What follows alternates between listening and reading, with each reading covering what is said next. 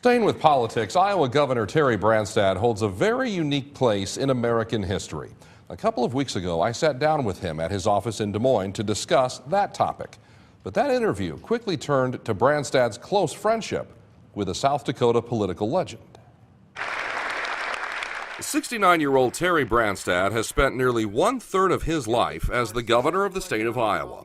Last December, his political career entered the realm of American history. I never would imagine that I'd be the longest-serving governor in all of American history. Branstad's place in political lore is a big one, considering the previous record holder was George Clinton, the first governor of the state of New York, who eventually served as vice president under both Thomas Jefferson and James Madison.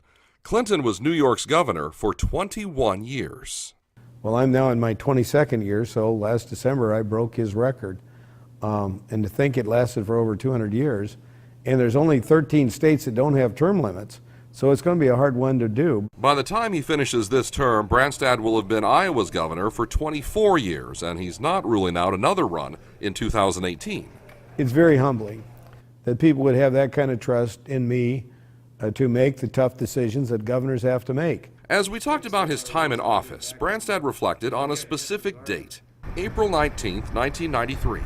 Branstad had just returned from an economic development trip to Texas. And I was at a meeting at the Hotel Savory, and my staff pulled me out of the meeting and said that Governor Mickelson and several other key people in the economic development department in South Dakota died in a crash in eastern Iowa. Branstad says that news hit him like a ton of bricks. It was so unexpected, something so bad happening to a man that Branstad says was so good.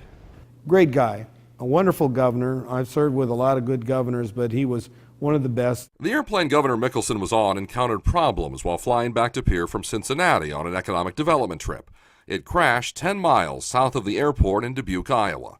But when Governor Branstad heard the details of the incident, he realized something surprising. I rode with him in that plane that crashed here in Iowa. Not long before the crash, Branstad and Mickelson had traveled together to a governor's conference aboard the airplane that would eventually malfunction near Dubuque.